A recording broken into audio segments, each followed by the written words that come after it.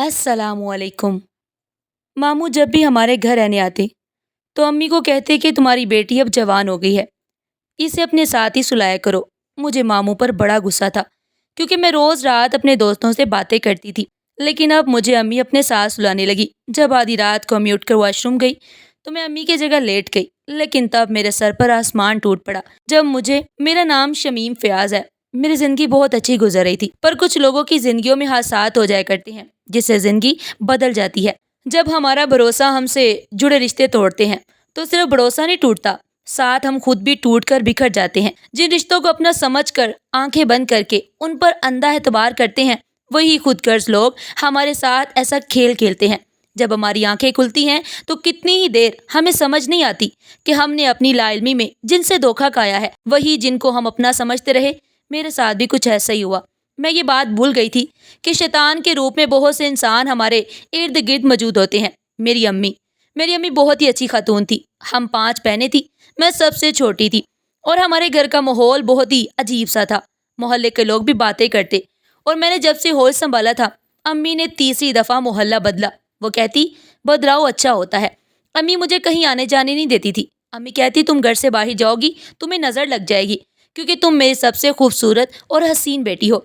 लेकिन मैं अब तंग आ चुकी थी। मुझे घर भी कैद खाना लगता। मैं जहाँ से बाहर की दुनिया नहीं देख सकती थी और वजह भी यही थी कि तुम्हें नजर लग जाएगी। घर में एक बात के अलावा हर किस्म की खुली आज़ादी थी, जिसका जैसे दिल चाहता जिंदगी गुजारता। वो बात यह थी कि कोई भी अपनी मर्जी से शादी नहीं कर सकता था। वो फैसला अम्मी ही किया करती थी। और मैंने जब से होश संभाला था ये बात देखी थी कि जैसे मेरी बहनों की उम्र 19 से 20 साल होती, अम्मी फौरन से उनकी शादी कर देती। और शादी के बाद मैंने अपनी बहनों को कभी घर आकर मिलते नहीं देखा था। न जाने वो कैसी होंगी, खुश भी होंगी या नहीं अपनी जिंदगी में।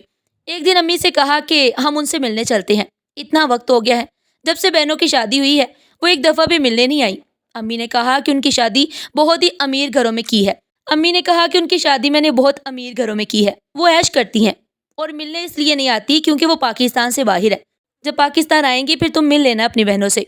और अम्मी की बात सुनकर मैं चुप हो जाती कि चलो वो खुश तो हैं, मेरे लिए इतना जानना ही काफ़ी है। पर दुख भी तो होता है। मेरी बहनें बैरूने मुल्क चली गई और एक दफ़ा भी मिलने नहीं आई। मामू दूसरे शहर रहते थे, लेकिन कुछ महीने बाद वो हमारे पास ज़रूर आते। मामू के आते ही अम्मी उन्हें कमरे में ले जाती और मुझे इस बात की कभी समझ नहीं आई कि ऐसी कौन सी राज की बातें हैं जो वो हमारे सामने नहीं कर सकते। एक दिन जब मामू आए और मैं दरवाजे के साथ लगकर उनकी बातें सुनने लगी तो बमुश्किल इतनी बात समझ आई कि मामू अम्मी से कह रहे थे कि कारोबार में इस दफ़ा अच्छा मुनाफा नहीं हुआ, इसलिए अभी कुछ और सोचना होगा। तुम भी बहुत ढीली जा रही हो, थोड़ी और मेहनत करो, फिर ही कुछ हो सकता है। अम्मी कहने लगी मैं क्या करूं, जितनी रकम मुझे देकर जाते हो उससे अब गुजारा नहीं होता। अगर माल अच्छा चाहिए तो रकम भी बढ़ाओ। और इतनी बात सुनकर मैं वहां से अपने कमरे में आ गई। कितनी देर बैठी सोचती रही कि अम्मी और मामू क्या काम करते हैं जिनमें उनको मुनाफा नहीं मिल रहा, जबकि घर के हालात तो बहुत अच्छे थे, हर चीज़ की सहूलत मौजूद थी। मैंने सोच लिया था कि अम्मी से ज़रूर पूछूंगी कि आखिर बात क्या है। क्या पता मामू अम्मी को धोखा दे रहे हो, झूठ बोल रहे हो, कारोबार अच्छा हो। और अम्मी से कहा कि हालात अच्छे नहीं चल रहे। जब मामू चले गए तो मैंने अम्मी से कहा अम्मी आप और मामू किस चीज़ का कारोबार करते हैं।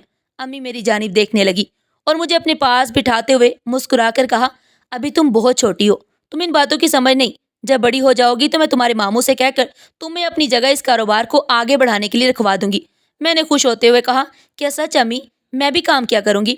अम्मी ने कहा हाँ बिल्कुल, आजकल तो औरतें मर्दों की तरह हर काम करती फिर रही हैं, फिर तुम क्यों नहीं कर सकती।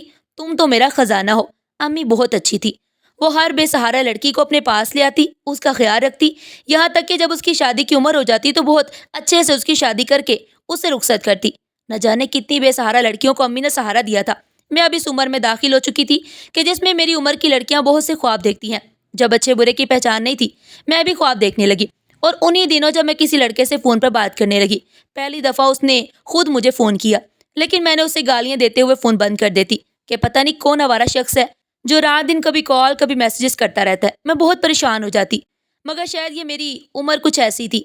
जब मैं बहक गई और उस लड़के के जिसका नाम ज़िशान था उससे बात करने लगी। उसने कहा मैं तुम्हारे घर भी कई दफ़ा आ चुका हूँ, मैंने तुम्हें देखा है, तुम बहुत खूबसूरत हो, इसलिए मैं तुम्हें देखकर खुद को तुमसे बात करने से रोक नहीं सका, मुझे तुमसे मोहब्बत हो गई है। उसने कहा तुम भी मुझे पसंद करने लगी हो। उसकी बात सुनकर मैं खामोश हो गई और फ़ोन बंद कर दिया। मैं अब हवाओं में उड़ने लगी, इस बात की खुशी कि कोई मुझे इतना चाहता है। پھر دل سے سوال کیا، کیا میں بھی اسے پسند کرنے لگی ہوں؟ اب ہماری روز فون پر بات ہوتی، میں نے اپنی آنکھوں میں بہت سے خواب سجا لیے۔ وہ مجھ سے اتنی محبت کرتا تھا کہ اگر کبھی میں اس سے بات نہ کر پاتی یا کسی وجہ سے فون بند ہوتا تو وہ رونے لگتا اور کہتا، میں تمہارے بنا مر جاؤں گا، تم مجھ سے بات کیا کرو، مجھے مت چھوڑنا۔ مجھے اس کی حالت دیکھ کر اس پر بہت پیار آتا اور اپنی قسمت پر رشک بھی کہ کوئی اتنا چاہنے والا اور خیال رکھنے والا ہے۔ چاہے جانے کا احساس بہت خوبصورت ہوتا ہے۔ میرے پاؤں زمین پر نہیں لگتے تھے، میں ہواؤں میں اڑنے لگی۔ میں اپنی دنیا میں گم تھی، دن رات فون پر ذیشان سے بات کرتی۔ میری بہنیں بھی کسی نہ کسی سے فون پر لگی ہوتی اور امی انہیں منع بھی کرتی کہ کوئی غلط قدم مت اٹھانا ورنہ مجھ سے برا کوئی نہیں ہوگا، لیکن میں نے ان کو اپنے بارے میں کبھی کچھ نہیں بتایا۔ اگر پوچھتی بھی تو میں کہتی میری دوست ہے، اور وہ ہنسنے لگتی۔ امی میری ضرورتوں کا بہت خیال رکھتی، خود ہی میرے لیے ہر چیز خرید کر لاتی اور مجھے کہنا بھی نہیں پڑتا تھا۔ امی مجھے چیزیں دکھا رہی تھی، میں نئے نئے کپڑے، جوتے، جویلری دیکھ دیکھ کر بہت خوش تھی۔ میری دوسری بہنوں نے کہا، امی آپ اس پر بہت پیسہ خرچ کرتی ہیں، ہم بھی آپ کی اولاد ہے، یہ اکیلی تو نہیں ہے نا؟ امی نے میرے بالوں میں ہاتھ پھیرتے ہوئے کہا، یہ تم سب سے خوبصورت ہے اور چھوٹی بھی، اس وجہ سے میری لاڈلی ہے، تم اس کی بڑی بہن ہو، اس سے جلا مت کرو، تم کیا جانو میری یہ بیٹی کتنے نصیبوں والی ہے، کیا پتا اس کی قسمت سے یہ سب مل رہا ہو۔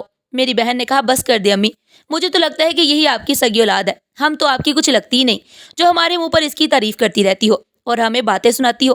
یاد رکھنا امی، اگر تم نے ہمارے ساتھ یہی رویہ رکھا تو ہم ایک دن گھر سے بھاگ جائیں گی۔ امی کو اس کی بات سن کر غصہ آ گیا۔ امی نے کہا، بس بس بہت ہوا، بہت سن لی تمہاری بکواس، ایک بہن ہو کر اپنی سگی بہن سے جلنے لگی، یہ شرم کا مقام ہے تمہارے لیے، دفع ہو جاؤ اپنے کمرے میں اور مجھے اپنی شکل مت دکھانا۔ انہی دنوں ماموں پھر سے ہمارے گھر آئے چند دن رہنے کے لیے، لیکن اس دفعہ وہ امی سے جھگڑنے لگے کہ مجھے پیسوں کی ضرورت ہے، مجھے ابھی پیسے دو، اور جب تک ماموں کو امی نے پیسے لا کر نہیں دیے وہ واپس نہیں گئے، اور پیسے ملتے ہی ماموں واپس چلے گئے۔ جس علاقے میں ہم رہتے تھے وہاں کا ایک لڑکا آتے جاتے مجھے دیکھ کر مسکراتا، میں چھت پر سے اس کی جانب غصے سے دیکھتی اور کمرے میں آ جاتی۔ ایسا کافی دفعہ ہو چکا تھا اور اس کی اس حرکت سے میں تنگ آ چکی تھی، میں بہت غصے میں تھی۔ میں نے یہ بات ذیشان کو بتائی جس سے میں فون پر بات کرتی تھی۔ اس نے کہا، تم پریشان نہ ہوا کرو، اسے اگنور کرو۔ میں نے کہا، تم اسے روکو گے یا نہیں؟ اس نے کہا، ایسے لوگ تو ہمیں گلی کے ہر کونے پر ملیں گے، تو کیا میں سب کو مار ڈالوں؟ ذیشان کی بات سن کر مجھے بہت حیرت ہوئی۔ میں نے کہا، تم کیا کہہ رہے ہو؟ میں تم سے محبت کرتی ہوں اور کوئی اور میری جانب دیکھے یہ بات تم کیسے برداشت کر سکتے ہو؟ ذیشان نے بیزار ہوتے کہا، شمیم اب بس بھی کر دو کہ ایک تم ہی دنیا میں خوبصورت ہو، تمہارے پاس اس کے علاوہ اور کوئی بات نہیں ہے کرنے کے لیے جو ایک ہی بات کو لے کر بیٹھ گئی ہو۔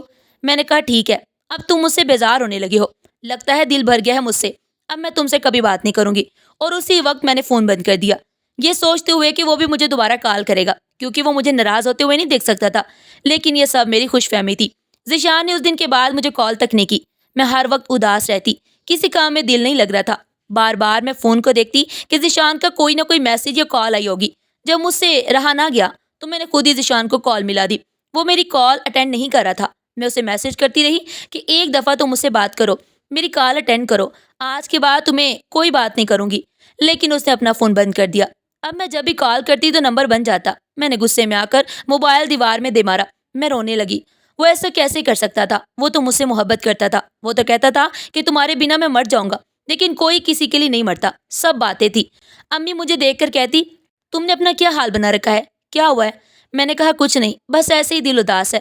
میں نے کہا، امی کیا میں باہر جا سکتی ہوں؟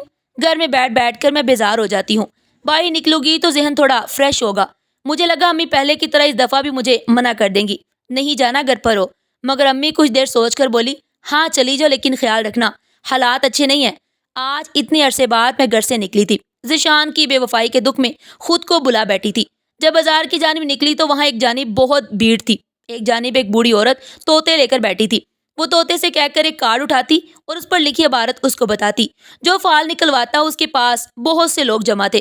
میں انہیں دیکھتی ہوئی آگے بڑھ گئی، مجھے ان پر اعتبار نہیں تھا، بھلا یہ راہ چلتے لوگ کیا جانے کہ دوسرے کی قسمت میں کیا لکھا ہے؟ اگر ایسا ہو تو وہ سب سے پہلے اپنی قسمت دے کر اسے ٹھیک نہ کر لے، بس پیسے کمانے کے ڈونگ بنا کر الگ الگ ہولیوں میں بیٹھے ہوئے ہیں۔ میں وہاں پڑی چیزوں کو دیکھنے لگی، جب مجھے ایسا محسوس ہوا جیسے کوئی مجھے دیکھ رہا ہے۔ میں آگے بڑھ گئی، جب کسی نے اچانک مجھے ہاتھ سے پکڑ کر ایک طرف کھینچ لیا۔ میں بہت گھبرا گئی۔ میں نے کہا، کون ہو تم؟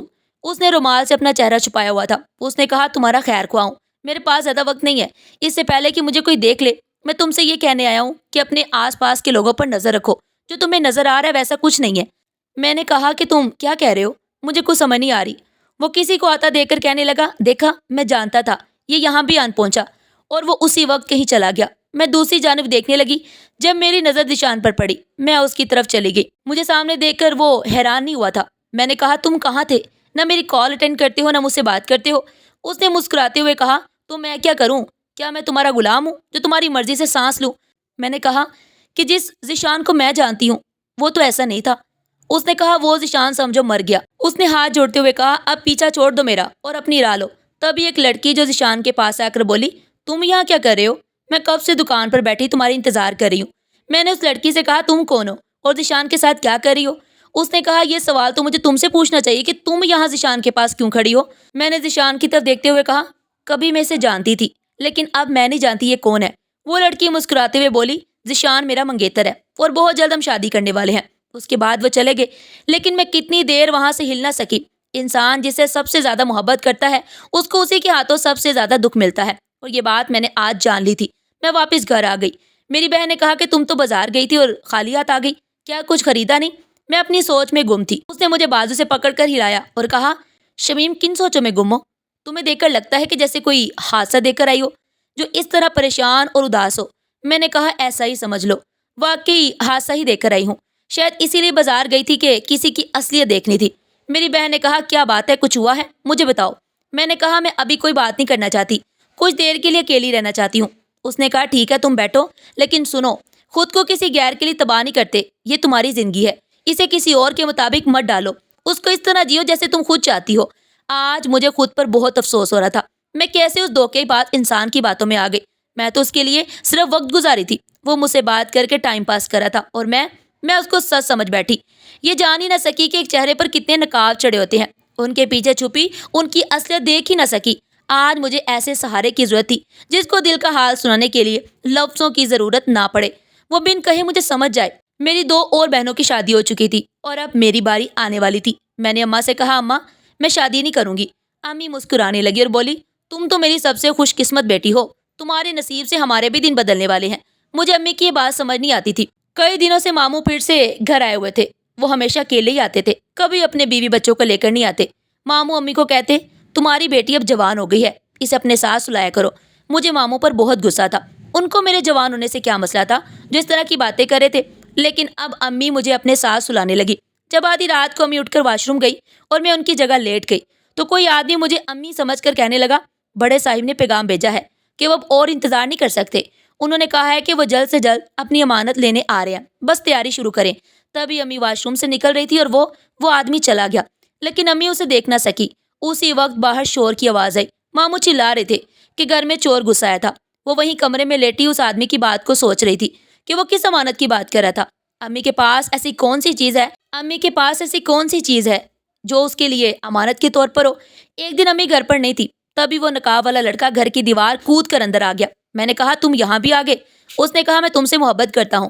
اس نے نقاب اتارا، یہ تو وہی لڑکا تھا جو اس دن گلی میں مجھے دیکھ کر مسکرا رہا تھا۔ میں نے کہا تمہاری اتنی ہمت کہ تم یہاں تک آ گئے۔ اس نے کہا میں جانتا ہوں تم مجھے پسند نہیں کرتی، لیکن میں تمہیں اس چنگل سے بچانا چاہتا ہوں۔ میں نے کہا تم ہوش میں تو ہو، جانتی بھی ہو کہ کیا کہہ رہے ہو؟ اس نے کاغذ مجھے دیا اور چلا گیا۔ پہلے میں نے وہ کاغذ پھینک دیا، لیکن پھر کچھ سوچتے ہوئے اسے اٹھا کر پڑھنے لگی۔ اس میں لکھا تھا کہ یہ لوگ تمہیں بھی بیچ دیں گے، تم یہاں سے بھاگ جاؤ۔ میں نے وہ کاغذ پھاڑ دیا۔ میں نے کہا یہ بھی اب ڈونگ رچا رہا ہے، مجھے ورگلانے کے لیے ایسی گٹیاں باتیں کر رہا ہے، بھلا میری امی ایسا کیوں کرے گی؟ میں نے اس کی بات پر بھروسہ نہیں کیا تھا۔ ایک دن امی بہت خوش تھی، کمرے میں بیٹھ پر بہت سے نئے کپڑے اور جویلری پڑی تھی۔ میں نے کہا امی یہ سب کیا ہے؟ امی میرا ماتھا چومنے لگی۔ امی نے کہا کہ یہ سب تمہارے لیے ہے، پرسوں تمہاری شادی ہے۔ میں حیران ہو کر امی کی طرف دیکھنے لگی۔ میں نے کہا امی یہ کیا کہہ رہی ہیں آپ؟ اتنی جلدی میری شادی طے کر دی اور مجھے اب بتا رہی ہیں؟ امی نے کہا کہ تم فکر نہیں کرو، جہاں تمہارا رشتہ کیا ہے نا وہ بہت اچھا آدمی ہے، ساری زندگی عیش کرو گی اور اپنی ماں کو دعائیں دو گی۔ میں نے کہا لیکن میں اتنی جلدی شادی نہیں کرنا چاہتی، آپ انہیں انکار کر دے۔ میری بات سن کر امی ایک دم غصے میں آ گئی۔ امی نے کہا میں نے تم سے کبھی کچھ نہیں کہا، تمہاری ہر خواہش پوری کی ہے، اور آج جب وقت آیا ہے کہ تمہاری امی نے تم سے کچھ مانگا ہے تو تم مسلسل انکار کیے جا رہی ہو۔ میں نے کہا ٹھیک ہے امی، جیسے آپ کی مرضی۔ میری شادی کا دن آ چکا تھا، گھر میں ہمیشہ کی طرح کوئی مہمان نہیں آیا، نہ گھر کو سجایا گیا۔ میری بہنوں کی دفعہ بھی ایسا ہی ہوتا تھا، میں دلہن بنی بیٹھی۔ جب امی اور ماموں کمرے میں آئے، ماموں بھی بہت خوش تھے۔ وہ امی سے کہنے لگے بھائی آج ہمیں ہماری صحیح محنت وصول ہو گئی، میں تم سے بہت خوش ہوں، کیا ہاتھ مارا ہے تم نے؟ آج امی اور ماموں مجھے اچھے نہیں لگ رہے تھے، ایسے لگا کہ جیسے کوئی بازارو لوگ باتیں کر رہے ہوں۔ تبھی دو شخص، ان کے ساتھ ایک بڑی عمر کا آدمی آ کر بیٹھ گیا۔ اس بڑی عمر کے آدمی نے میری طرف بڑی عجیب نظروں سے دیکھا اور امی سے کہا، واہ بھائی، تم نے تو خوب سنبھال کر رکھا ہے اس لڑکی کو، بولو کیا قیمت لوگی اس کی؟ یہ سنتے ہی میرے پیروں تلے سے زمین نکل گئی۔ امی بھی ہنس رہی تھی۔ امی نے کہا، آپ کی امانت کو بہت سنبھالا ہے، بہت محنت کی ہے میں تو منہ مانگی رقم لوں گی۔ اس بڑی عمر کے آدمی نے ایک چیک کاٹا اور امی کو دیا اور کہا، اپنی مرضی کی رقم بھر لینا۔ امی نے چیک ہاتھوں میں لیتے ہوئے کہا، چلو شمیم، آج تم اپنے اصل وارث کے ساتھ چلی جاؤ۔ میں بت بنی بیٹھی تھی، ایک ماں ایسا کیسے کر سکتی ہے؟ وہ اپنی اولاد کو اپنے ہاتھوں سے کیسے بیچ سکتی ہے؟ تو اس دن جو اس لڑکے نے کہا وہ سچ تھا۔ میں بھاگنے لگی، لیکن امی نے مجھے پکڑ کر اس بڑے آدمی کے حوالے کر دیا۔ اسی وقت پولیس اور وہ لڑکا پہنچ گئے۔ پولیس نے امی کو اور باقی لوگوں کو پکڑ لیا۔ وہ بڑی عمر کا آدمی کہنے لگا، میں نے اس لڑکی پر بہت پیسہ لگایا ہے، تم لوگ میری پہنچ کو نہیں جانتے، میں تم سب کو اس دنیا سے رخصت کروا دوں گا۔ پولیس انسپکٹر نے کہا کہ تمہارے جیسے گھٹیا لوگوں کی جگہ اب جیل ہے، وہاں رہو اور اپنی بچی کچی زندگی سلاخوں کے پیچھے گزارو۔ پولیس نے امی سے پوچھا، یہ لڑکیاں بیچنے کا کام کب سے کر رہی ہو؟ انہوں نے کہا کہ میری کوئی بیٹی نہیں ہے، میں نے سب کو راہ چلتے کہیں نہ کہیں سے اٹھایا تھا۔ میں نہیں جانتی کہ سب لڑکیاں کس کی اولاد ہے، میرا تو یہی کام تھا، انہیں پالتی سنبھالتی اور بنا شادی کے آگے بیچ دیتی۔ پولیس کانسٹیبل نے اس عورت کو، جسے میں ماں کہتی تھی، اسے مارنا شروع کر دیا اور کہا کہ تم ایک عورت ہو کر دلال بن رہی ہو، تمہیں شرم نہیں آئی؟ مجھے لگا میں کوئی خواب دیکھ رہی ہوں، ایک ایسا برا خواب جس کی تعبیر اتنی بھیانک تھی، گویا محلے والے امی کے بارے میں صحیح کہتے تھے۔ اسی لیے امی ہر دفعہ محلہ بدل لیتی اور ہر لڑکی کی 19-20 سال عمر ہوتے ہی اس کی شادی کر دیتی تھی۔ پولیس ان لڑکیوں کو بھی لے گئے جن کو میری امی نے کہا تھا کہ یہ لوارث ہے۔ اب میں ساری باتیں سمجھ چکی تھی اور میں اس لڑکے کی احسان مند تھی جس نے مجھے اور بہت سی لڑکیوں کو ان گھٹیا لوگوں کے چنگل سے بچایا تھا۔ وقت گزرتا جاتا ہے اور منافق چہرے واضح ہوتے جاتے ہیں۔ اس لڑکے کا نام ماجد تھا، وہ مجھے پسند کرتا تھا، میں نے اسے شادی کر لی، ہم نے وہ شہر چھوڑ دیا اور ایک نئی جگہ آ کر بس گئے۔ ماجد بہت اچھا انسان ہے، اس نے میرا بہت ساتھ دیا۔